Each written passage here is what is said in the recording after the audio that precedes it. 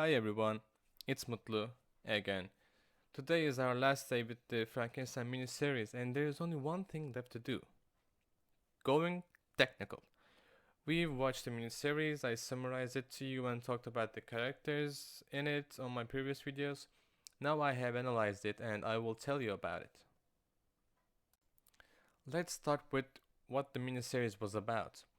It was about the novel Frankenstein. In fact, this Frankenstein mini-series is the closest adaptation to the original book. It tells us about Victor Frankenstein and his story with his creation. Since the book was written in the Gothic era, miniseries has the same Gothic theme to it as well. You mostly see a dark, mysterious, and gloomy environment throughout the scenes. As the idea of the miniseries, we not only see a thriller science fiction text, there are awarenesses trying to be taught to watchers as well. Awarenesses such as not to judge a book by its cover or being careful what you wish for. About the actors, they are good. But don't take this as a classic comment, yeah, it's good. The actors who played Frankenstein and the monster are good actors especially. Luke Goss gives you the constant cold, calm and monstrous looks and reactions at the same time throughout the series while playing as the monster. Alec Newman makes you feel the worry of his with you as well. Maybe he's not doing it perfect or as good as Luke Goss, but he definitely does it well. And overall, the general acting you come across are pretty good. You don't feel like you're watching a simply prepared, cheap cast. Since this series is the closest adaptation to the original book, there is some serious and good directing here we're talking about. Kevin Conner did a good job. You don't feel like the story is falling apart or things don't begin to bore you at any point. And this being a 2 episode miniseries rather than a 3 hour long One Piece film, it's a lot easier and enjoyable to watch. Music. What about it? Here is what about it. Not all the time, but mostly there is a music going on at the background. These instrumental additions are not off point. They obviously don't make you listen to a cheerful tone when someone dies. But in my taste, there was a lot of music going on.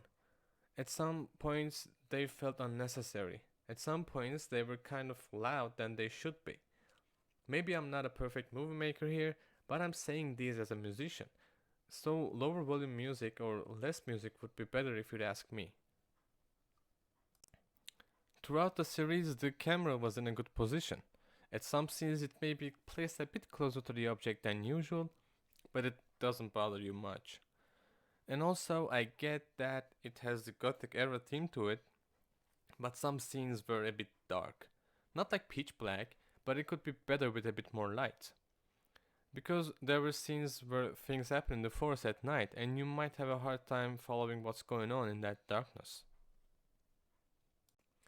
The camera is something, but what's more important is what it shows you. It shows you the environment, the characters, and more. Well, how are these then? There are many open area shots in the series and they are good. I don't know if they were shot in real outside or were they using green screen for it, but all look great. Closed area shots were good as well. None of the scenes made me feel like, okay, this is some obvious sitcom style made up scene, and it's a no-go with this style of a text. And the outfits characters wearing were well prepared as well. They were always matching with the scene. You never ask yourself, why would I wear that in such condition?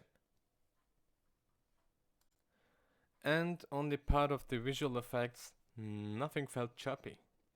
There were scenes set on snow, there were guns fired, and none of these felt like cheap visual effects or papers falling down on earth. And with the effects, the whole thing was well edited too. You don't get lost when scenes change, but here's the thing. We are in 2021 and this was edited back in 2003. Technology sure stepped up pretty quickly and much, so the flow was good, but some transitions might feel like a bit outdated or overdone compared to modern films and series. And this was the analysis of the Frankenstein miniseries. Thanks for watching, take care, and I'll see you in the next one with different stories.